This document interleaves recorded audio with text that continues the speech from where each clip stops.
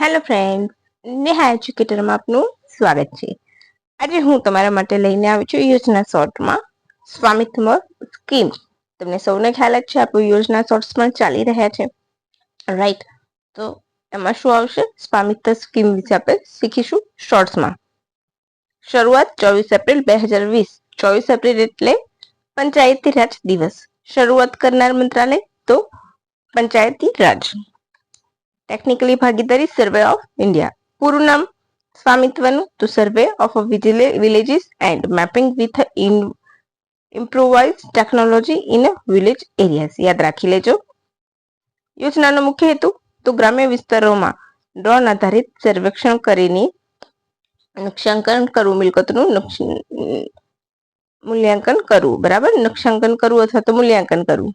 ગામડાના રહેણાંક વિસ્તારોમાં માલિકી હકને સ્પષ્ટ કરવો, જમીનના વિવાદો ઘટાડવા, બેંક લોન મેળવવામાં સહાયરૂપ બનવું અને ગ્રામ પંચાયતને સચોટ GIS આધારિત ડેટા ઉપલબ્ધ કરાવો. કેવી રીતે કામ કરશે આ યોજના?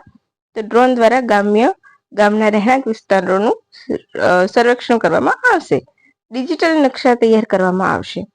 મિલકત માલિકીને પ્રોપર્ટી કાર્ડ આપવામાં આવશે. જે પણ મિલકત ધારક હોય એને પ્રોપર્ટી કાર્ડ ઇસ્યુ કરવામાં આવશે, જેથી એને ભવિષ્યમાં લેવેચ કરવા માટે મિલકતનું લેવેચ કરવા સરળતા રહે. રાજ્ય સરકારના જમીન રેકોર્ડ સિસ્ટમ સાથે પણ એને જોડી દેવામાં આવશે. હાલમાં લગભગ 3.44 લાખ ગામોને સ્વામિત્વ યોજના હેઠળ આવરી લેવાયા છે. યાદ રાખજો, ડિસેમ્બર 2025 સુધી 3.28 ગામો ડ્રોન સર્વેમાં પૂર્ણ થશે. 31 રાજ્યો અને યુટી આવી ગયા છે. 2.7 કરોડ સંપત્તિના કાર્ડ જાહેર કરવામાં આવે છે. ઘણા રાજ્યોમાં ગ્રામ્ય પંચાયતોને ડિજિટલ મિલકત રજિસ્ટર પર ઉપલબ્ધ કરાવવામાં આવ્યા છે. તો અહીંયા આપણું આ પૂરું થાય છે સ્વામિત્વ યોજનાના શોર્ટ્સ. અને એકદમ અગત્યની માહિતી સાથે મેં આપ્યું છે. અંદર એક્સ્ટ્રા કોઈ માહિતી નથી કે કોઈ જાતની નથી. તો તમને મજા આવશે. મજા આવે તો લાઈક કરજો, શેર કરજો, મિત્રો સાથે શેર કરવાનું ભૂલતા નહીં. વિડીયોની PDF પણ તમને મળી જશે.